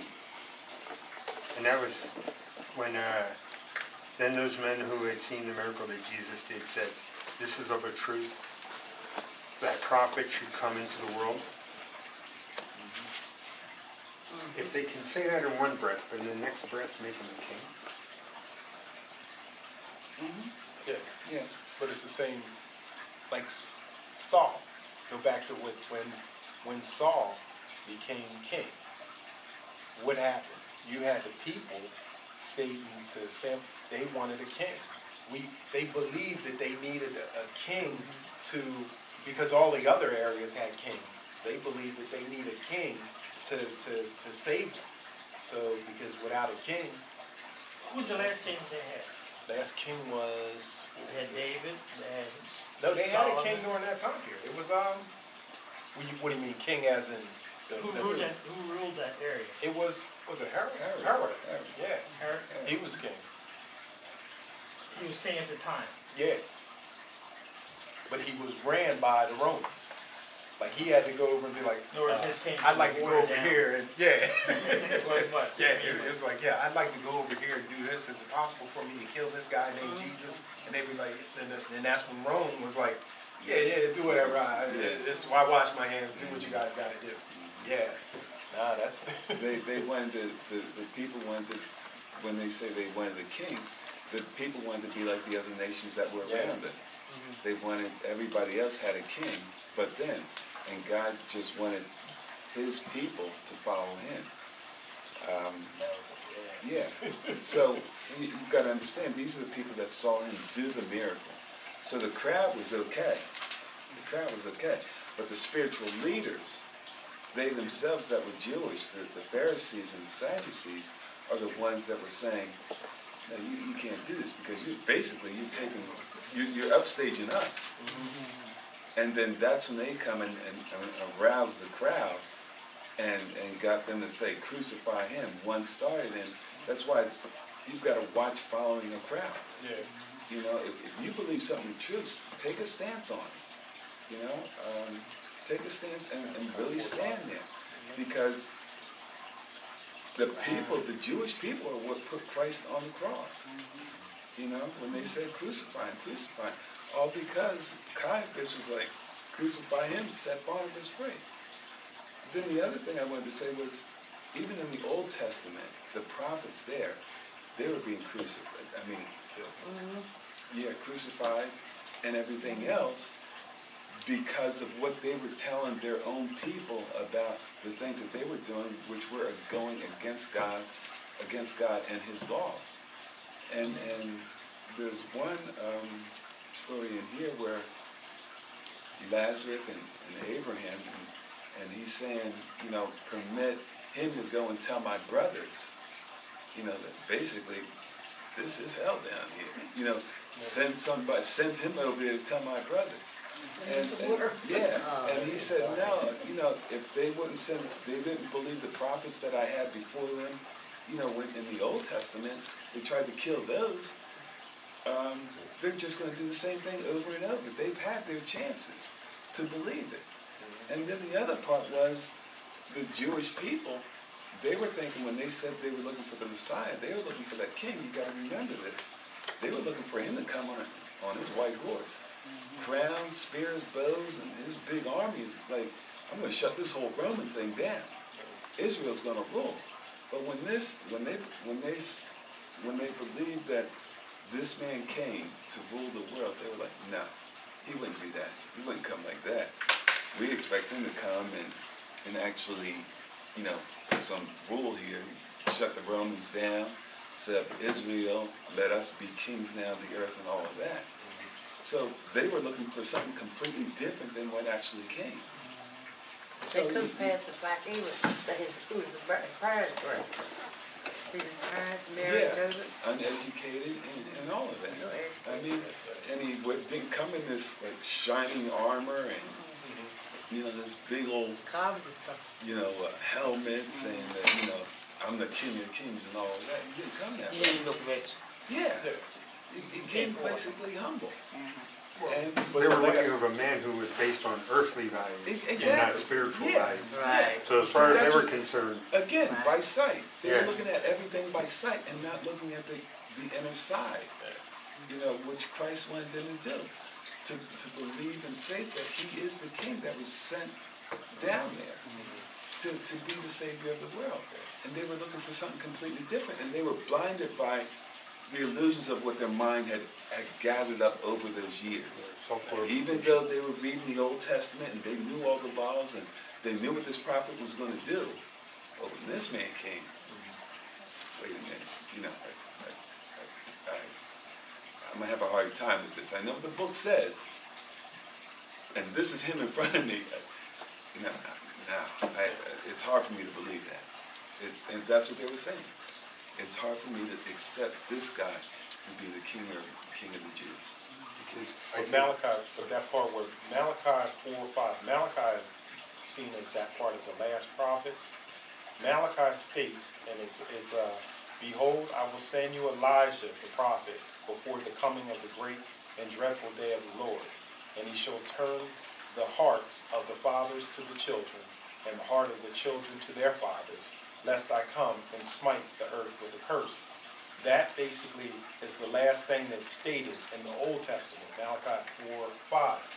So when you're looking at the aspect of what Malachi is stating, so now their ancestors, like the people that are in, say, Jesus' time period, that are, say, 30, 60, 80 years old, from generations that have passed, so almost 400 years that come along, they're seeing Elijah. They're thinking Elijah the prophet is coming back. Elijah didn't die. He went up. God took him on. So they're thinking he's coming back with those chariots, like how you said, that part as in coming back and taking care of the people that are persecuted and coming back as the king. You know, so that's where their weight is looking for that prophet to come along. When Elijah's not coming? But remember, even they said on the cross, and we were talking about this last Friday, that part where they were like, he's crying for Elijah, wanting Elijah. Let's wait to see if Elijah comes and takes him up. They weren't even saying for God to come, because when Jesus was on the cross, they were saying, he's crying for Elijah. So that part still fit them in their mind. They're still thinking Elijah. So is Elijah coming? No, the coming was John the Baptist was first who prepared the way for Jesus. No, I mean at the end. Oh, Elijah's coming first. For me, and what I've studied and what I've learned so far about the two witnesses, they, you know, from what I've, because nobody knows, God knows, But when it comes to the aspects of Elijah represents the prophets, Moses will represent the law. So now you have the law and the prophets. All of the prophets Elijah represents. All of the law is with Moses. And those will be the ones in the great trip where Jesus and all of the stuff that's going to happen to the people of Israel. So that's why, you know, those two witnesses, Elijah, yeah, I believe he's going to come back. And Moses too.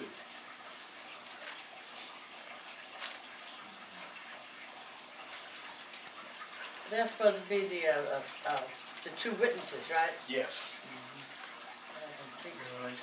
Because some say one of the witnesses is going to be Enoch. Yeah. So they were saying between Enoch and Moses, or Elijah and Moses, like Enoch, because Enoch's the oldest person that lives because he never died, and he was back before Methuselah and all that, and so he walked with God. So that part as in showing how you're supposed to be. You're supposed to be walking with God. So that's why they're saying his witness is about the walk of a believer in God.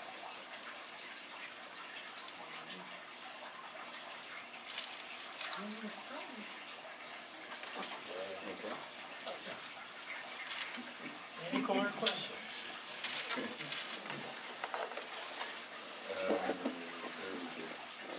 Jesus walks on the water. So were there any questions about Jesus walking on the water? We good there? So let me ask you a question. Yes. Remember you were saying that we have enough faith? So if I have faith that I can go out in the ocean, Atlantic Ocean, and I can walk on water, and I have that faith, Hold up now. would I be able to walk on that Hold water? up now. Hold up. Put it this way. Yeah, you got enough? Yes. If Jesus was with you, yeah. Yeah, Exactly. Jesus said, he also said, we'll be able to move mountains too. Yes. He says in his book, okay, you've got enough faith. So I had all the faith in the world that I can walk on those waves. I'd be able to do it. If you've got that much faith I wouldn't be out there if I in think Christ, Well, you ain't got no I would suggest you have that. I'm just asking a question. I'm not going to be right. I would suggest you have that faith in Christ Yeah. that you could walk on, and you keep your eyes on Him. And if you were going to attempt that. Now, if you really were going to attempt that, I wouldn't even come close to that question. I'd be like, hey, look, I'm going to point you That's to a the common verse of sense. Scripture. This is the verse of Scripture But when right you here. do it, let me know so I can be there. Videotape. Yes. Because, you know, I'm like, so you got the draft. No, I mean, but the thing is, like, what's his that's a name? funeral right there. I doubt that, I know. Well, see, that's the problem. You'd be listening to David instead of listening to Christ. But I'm going to be the ones that shake it up like the You're water. No, but when it comes down to, what's his name? Christ said you could move Smith. it. Smith Wigglesworth. He was a preacher back in the day, and this, because of his faith in God and how he believed in God and this and that, they have counts of him bringing people back to life. And yeah, and he was sitting there, and one lady smacked him because she was like, after he brought her back, and she smacks him because it was like, you brought me back to life. I didn't want to come back to this. Wow. And he was, but the faith that he had and how much he believed in God, the power that he had, and he was able to, and he brought people back to life. He resurrected them. And this was in the 1900s. I was in 1930, 1980. No, it was in the. I have a couple of his books over there, about Azusa Street and all. Yeah, What's his man's name? Smith Wigglesworth. Wigglesworth. Smith Wigglesworth. Yeah, trust me, when you Google it, it'll come up. When you put Smith and then Wigglesworth. Azusa Street, Yeah, cause he. California. Wayne, California? Azusa, A-Z-U-Z-A. Oh, that was the Azusa Azusa, Street. the great Big revival. revival. Yeah. He was. So I'm saying faith like that. That's faith, Yeah. Let me put it to you this way. And there was one in Wales too. There was a temptation of Jesus, okay? All right? And then I'm just picking Luke 4. Okay?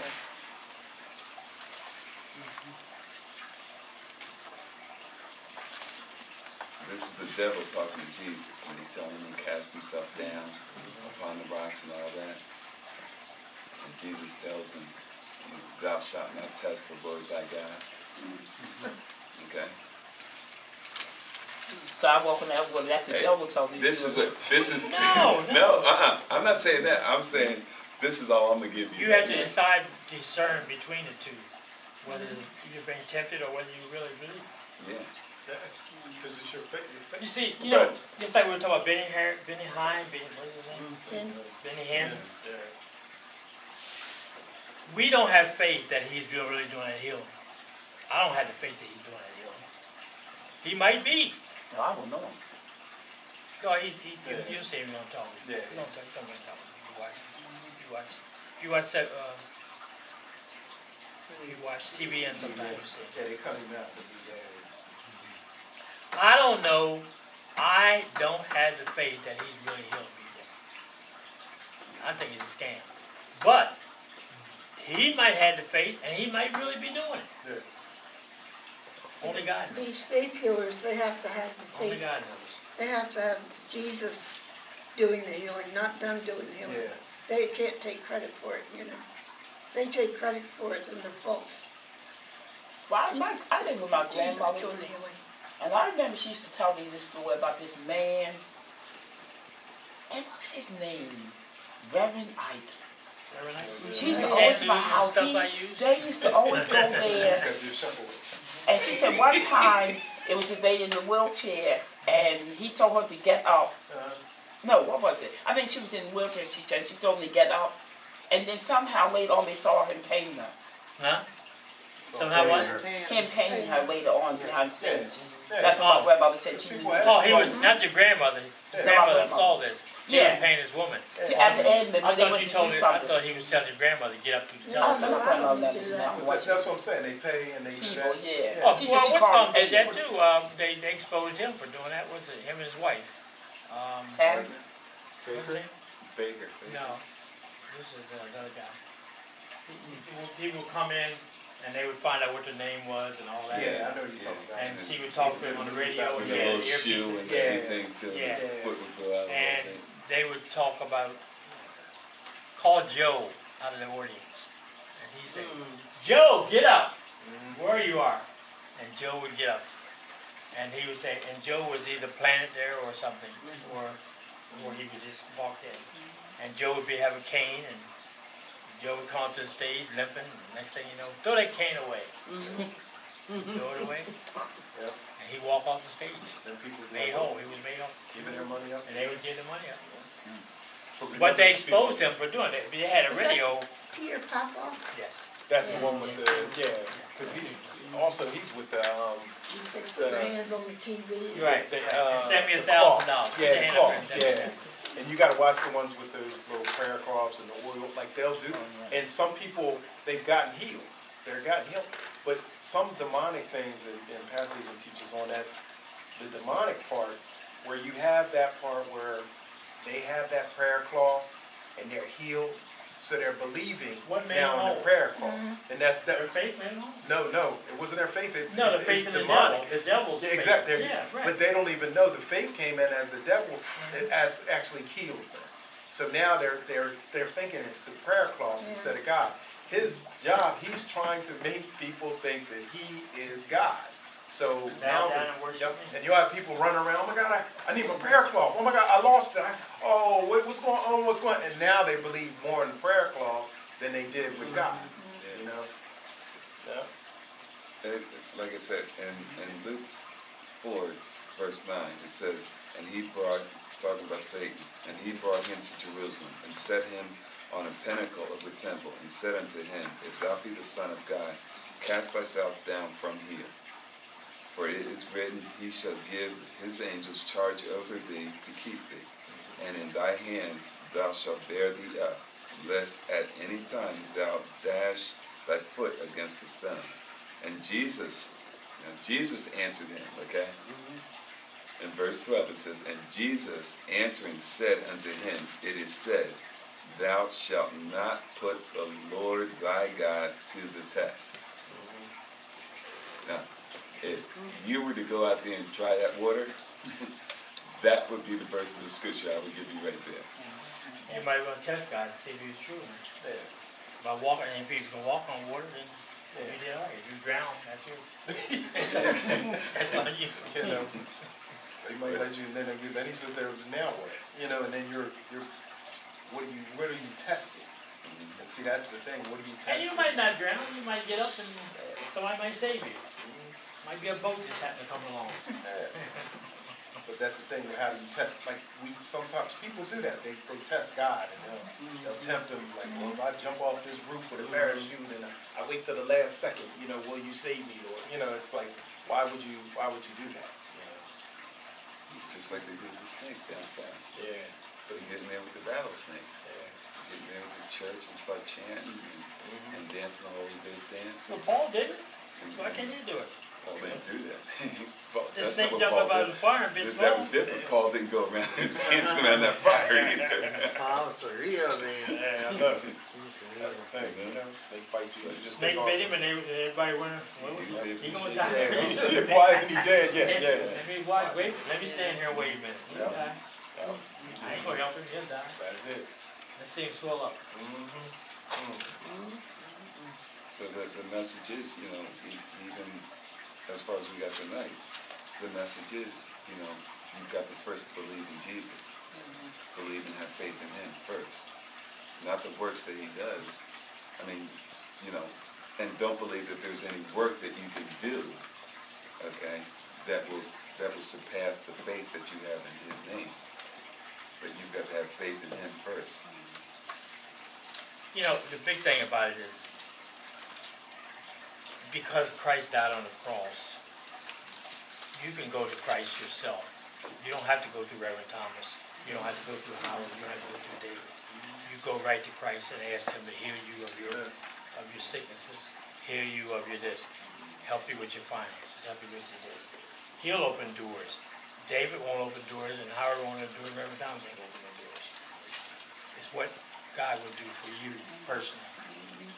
So, sure, there's still, I mean, if you have the faith and you want to walk, you think you can walk on water, and you have faith in God, we don't know. We don't know what might happen.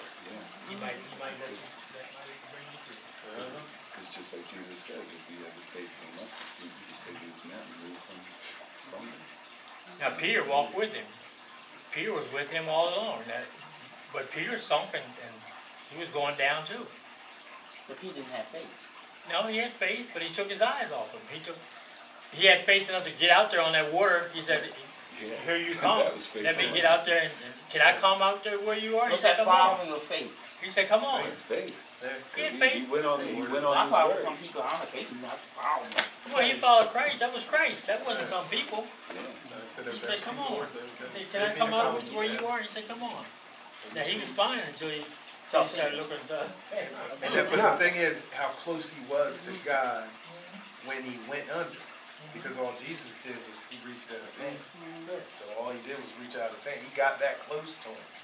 He did walk. Yeah. So he did walk on water. But since he had a problem, he started losing his faith. No, because Yeah. wasn't it that he heard the And wind? fear got Yeah. into it like this. It wasn't that he took his eyes off. Yeah, And fear so to me, the way I read that and really weighing into it, the person that I am, as I looked at it as, a lot of us have faith in God as long as he passes our tests. It's the problem is when we have to pass his test. So that even if we, like, it was in the Peter, like, because think about it, what I got was is also the fact that it must be a spirit. I'm like, oh my goodness, now how long have you been with this man that you say this has to be a spirit? That you didn't even have faith enough to believe that God could do this and walk on water? That you had to challenge what you thought was a spirit to prove itself? Well, being in a boat in the dark, in the weather how it is, you would assume like you wouldn't think somebody be walking across water like so that part as in no you see it and then you're like well Lord if that's you Jesus if that's you let me come. So by Peter, the faith that he has, and that's where people minimize Peter's faith. No, he had a lot of faith because he was like, Lord, I'm gonna. And when he get out there. Exactly, and as he started walking, he walked on water. The stuff that happened is just like how we have faith. But see, let your cable get cut off tonight, or let your you go home, and the first thing, what do? You know, that's why it's like some of those things where, like we were in an accident on our way down to North Carolina one time. And the first thing my mom's like, well, thank Jesus we're okay. I'm sitting there like, thank Jesus. Mom, you almost killed us because you, you know, and in that aspect, and I'm sitting there like, you know, and then my dad, he's just getting out the car and he's walking down 95 like lost, and the hubcap is still coming down, you know, and so that aspect of what happened, she was instantly like, thank God. Where all of us, we were looking at the outside, the same way like with Peter when he started to look at the water and all of the other stuff, he took his eyes off on Jesus, you know. So she gave glory to God instantly that we were okay. It took me a while. I'm still sitting there like, thank you, Jesus, you know, but it's later. But see, but I got to be a lawyer there, B. That was the final test. But preceding that, he sees Jesus walking in the water. It must be a spirit. The challenge is to prove him. Jesus identifies himself. So you see, in other words, Jesus, just like the miracles. Okay, people, I'll do it. Remember when he did the nobleman's son? He didn't want to do the miracle, but he had promised to do it. And so he fulfilled his promise.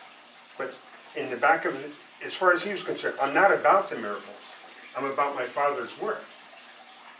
So I see it as the miracles are the same thing. It's just the same thing with crossing the water. It's like, Peter, if you believe in me, why would you even challenge that I'm me? That, oh, this must be a spirit. No, well, look at, this is what it says, and this is from Matthew 14, okay? Starting in verse 25. And it says,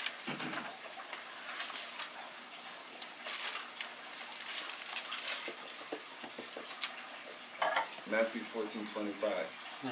And in the fourth watch of the night, Jesus went unto them walking on the sea. And so this is like between 3 and 6 a.m., okay? And when the disciples saw him walking on the sea, they were troubled, saying, it is a ghost. And they cried out for fear. Right. Well, I mean, at that hour of the night, you're not expecting Jesus to come walking across the water. Did you expect him to heal the blind, the sick, the lame the first time? But it's saying the wind was contrary. Like, in other words, it wasn't like it was a calm, like you got the wind blowing. So water and wind blowing, that means that there's waves. So, you know. I call that the seeds of doubt. That if you keep focused on Christ, then you never doubt. Enoch is proof of that. But the fact that you start listening to the other things, you automatically have now lost your faith. It's not as strong. I'm not saying you've disappeared. But prior to that, nobody was out there on the water. Right. Okay? All of a sudden now you see the shadow coming along. At a distance, you can't tell it's Christ. At a distance. That's what I'm saying. You can't tell from a certain distance. You can't tell it's Christ coming. Right.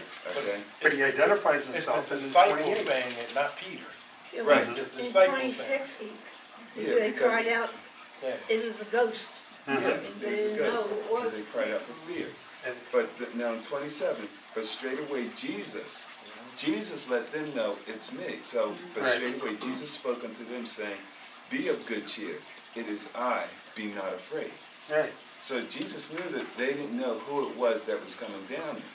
But then in 28, what does Peter do? Okay, now, Peter answered him and said, Lord, if it be thou, bid me to come unto thee on the water. Yeah. Now that's just saying, you know, Christ, if that's you out there, let me come unto you. You doing it, I want to do it You too. know, yeah. Yeah. I don't see where he's questioning whether or not that's truly him. I don't see it. I just think it's the way in which that they would ask a question back at that time. Because it shows it shows distance.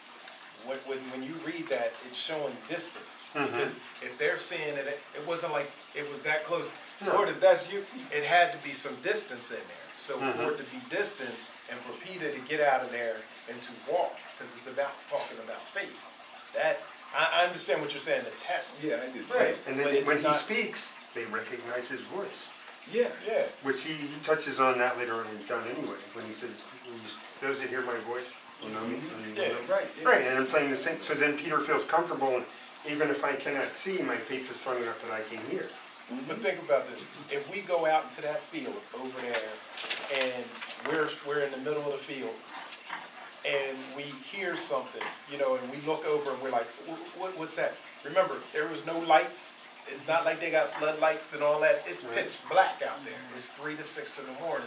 So you know, I mean, you might have the moon or whatever, that light, but you're looking to see, and you see Jesus. But when you hear him say, Lord, if that's you, let me come there. So it's Jesus talking. It didn't say that they saw Jesus, but straightway Jesus spake unto them, saying, be of good cheer, it is I, be not afraid. I'm going to take your example, put it this way. If I saw, well, that was Brother Daniels walking, Minister Daniels walking down the street. And I say, yes, it is I, Kevin. No. But see, that is my point. You see, I'm not going to, now, if I'm in a bad neighborhood or whatever, or in a situation like that, I'm saying, well, rather than him come up on me, yo, Minister Daniels, is that you? The confirmation will be the voice, even if I can't see him. Yeah. And that's when Jesus says, that's what I'm saying. Right. He got the confirmation. Then he gets a confirmation with the come. And I'm saying Jesus was saying, there it is. Your faith, I don't want to complicate, but I want to say that if your faith is strong enough, you would know him by sight as well as by sound. But sometimes we as humans, we need two things to confirm one. To confirm something, you know, oh, I saw it, but I don't believe it, or I heard it, I didn't believe it. And just the way that you're looking at it, I'm looking at it that he's saying in confidence, if this be you, Lord, permit me to come unto you. Yeah. Okay. Allow me to step on the outside of this boat. I'm asking your permission. Okay, that I can accept. That's what I'm saying. Because Okay. I'm saying, First of Lord, all, if it be you thou, ever bid been- me to come unto thee, you know, okay, you've acknowledged that it's you, Jesus. Now, okay, for if it be you, allow me to come unto you. I'm saying, like I said before, it's confidence now that, okay, I know it's you. Now, allow me to step out there and meet you. Or join you. Yeah. Yeah. Now, I'm not just going to step out there just because I hear your voice and go, hey, let's just jump out there and go meet Jesus. Yeah. You know, that's crazy. Right. You know, you ask his permission first. And then when he allows you, certain things he allows you to do. Mm-hmm. And he told Peter, and he said, come. And when Peter was come out of the boat, he walked on the water to go to Jesus. But when he saw the wind, boisterous, he was afraid and beginning to sink and cried, saying, Lord, save me. So when he heard that wind, when he took his eyes off Jesus and saw that wind and boisterous over there, you're naturally going to go over here because all of a sudden you're focused here. Now, the slightest little thing sometimes can distract us, you know, because that's just where we are. You know, I hear something over here that shouldn't be over there in the middle of this water. So let me go over here. And now I done lost my way because I should have stayed concentrated on you. Just like in a test. You know, somebody tips that trash can over there, I ought to be good enough to be like, okay, that doesn't concern me over there. I'm still going to take this test. But then you're thinking, our thoughts are, you never know what's going on over there. It could be a fire or something over there. So you automatically look over there. And you could be right in the middle of a thought. And now you have to, okay, gather yourself back together, get the thought where you were about ready to answer this question. But, and that whole thing for me, what Peter did, it was confidence. And in him stepping outside that boat, that claimed his faith right there. That claimed that he had faith in Jesus. Because by all, by the sciences and gravity and all that stuff taking place, you know, I know if I step outside this boat, I'm going down, you know. But for Peter to jump over that boat and be like, okay, I'm coming. You said for me to come on. You've given me the A-OK. You know, just like when we ask Christ for something now in prayer. And we know how he answers each one of us individually. You ask his permission, and when he's answered you, and then you go and act on it. Which in this case, by saying come, it is like saying my Father's work. Yeah. You can do anything in my Father's name or my Father's work. So to extrapolate from that, I'll take it to, in the sidebar to say that If he had set that on his own, obviously he would have sunk. But by Jesus saying, So come, how many you're Christians- coming in the name of the Father, you're coming because I have called you. When he got out in that part as an incumbent, he gets out, the window's already contrary. So now it becomes boisterous to the point, so it changed. So as he's walking now, you hear it even more in the water, and so now you're like, whoa, like, so that distraction becomes part evident of when he looked away. So yes, as you keep your eye on Jesus, and yes, your faith in him saying, come, yes. Which is a microcosm, as far as I'm concerned, of the Christian experience. In the beginning, when the waters are crumbling, oh yeah, I believe, oh yeah, Jesus, go to church every Sunday. Then when a little trial and tribulation comes, oh man, Lord didn't work. For some people, and they fall away, where others, so little faith. If I've done so much, what, you think I'm a God of only good and easy problems? And I look at it like this, it starts with the smaller things. When you get confirmation through the smaller things in Christ, you know, it leads to bigger and better ones. When you start to ask him, you can ask him for the bigger ones, and the bigger ones, and the bigger ones. And then he still talks to you the same way.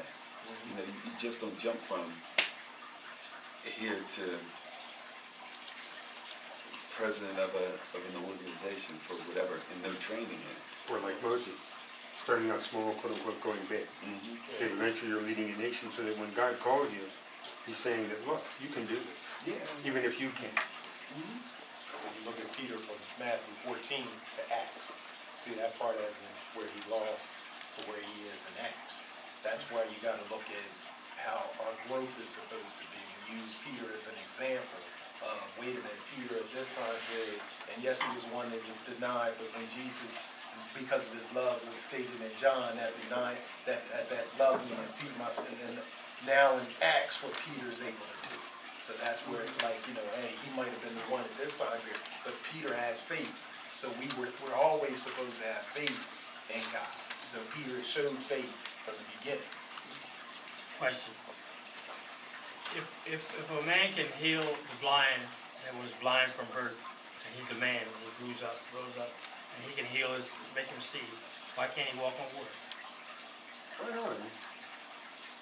And what did Christ tell all his disciples? He says, when I leave you, greater things that I do, that you'll be able to do. Right. Can I say He something said, here you'll be able about to do the same thing I'll do. where he says, "O ye of little faith"? I have a word wealth in my Bible that talks about little faith. And it's small, ambitious faith, describing a faith that lacks confidence or trust too little. Jesus used the word in various situations as a tender rebuke or corrective chiding. Another way to term it is underdeveloped faith. So, you know, they weren't taught, they were still learning, they didn't have that. But we don't have faith that we can walk on water.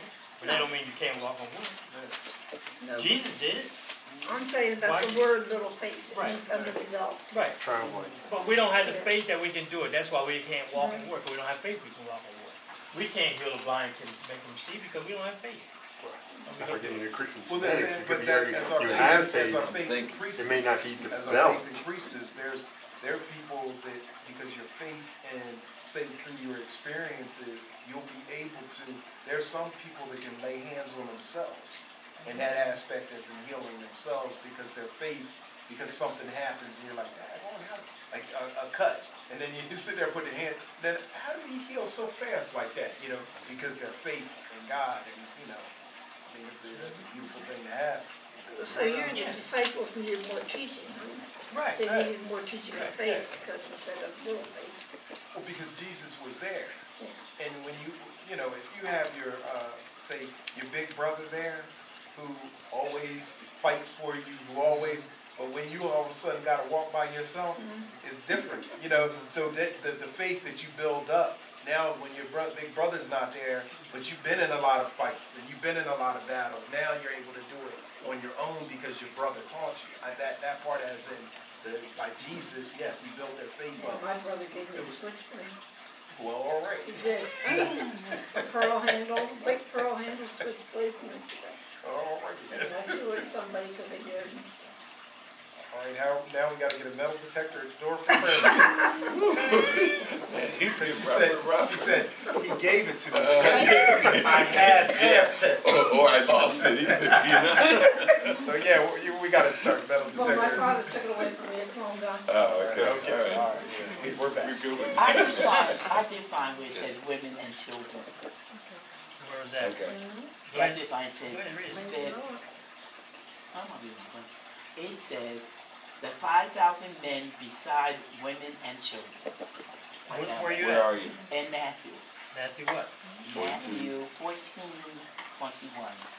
Okay. Oh, the meeting? 14.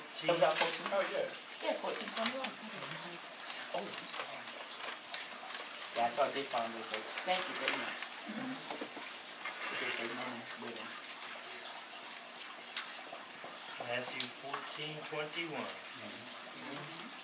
Okay. And they that had eaten were about 5,000 men, besides women and children. They were there. And see what happens, and especially with the Gospels. If you don't get it in one book, do you have a study version there? Is that a? I don't know. This is what they The do. church, isn't it? No, this is That's not a study. What I'll do is see if I can find a study one. Okay. They got all kinds of Bibles. See That's what where, we're talking about tonight. That's what we're talking about. And in the middle, it tells you what they're. I heard that. Okay. 14. If you look in there on 14, or look at focus. I'm sorry. Matthew 14. Right there where it says. Is that the ones in the middle? Matthew, yeah.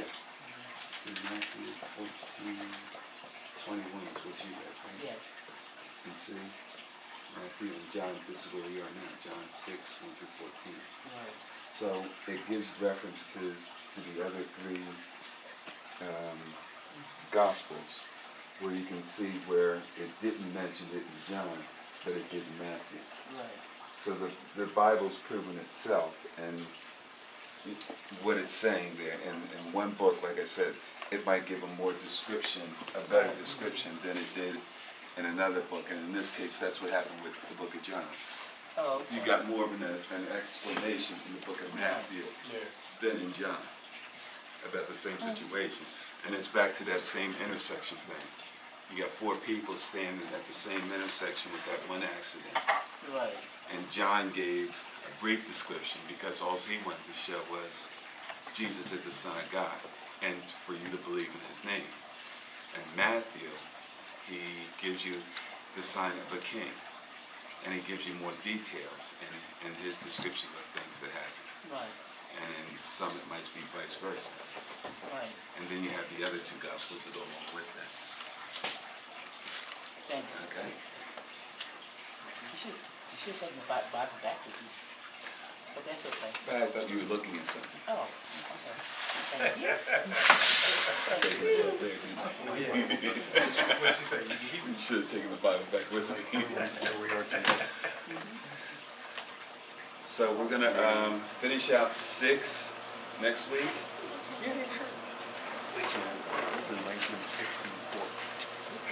Okay. We'll go from, we stopped at 621. So we start at 622 next week. Madam Secretary, 622. Okay, Monday. Okay. Okay? I thought you were vice president. Well, I'm just talking about You know how women are in the I'm Bible. secretary, Okay, some vice Secretary. president. Yeah. Well, see, I looked in the direction, okay? See, Howard, this is why women in the Bible. Oh, Yeah. Here he goes oh again. my goodness. Yeah, But I he's sitting down stopped. there. He said that earlier. I didn't know that. Adam and Eve. The woman, the women have to keep up with what we're going to do the next week. See? Yes, That's they why they're very important. You men wouldn't know. That's the story you're going to Behind stick every with. man is a great woman. I don't know. Pushing her. Somebody want to pray us out? Also, can we pray for, Ms. Snipes, she sent a message to the email for the church in regards to praying for Shamir, at like 9 o'clock. So, last night I prayed with him, but for us tonight, praying for Shamir and her household. She was looking for the church for prayers.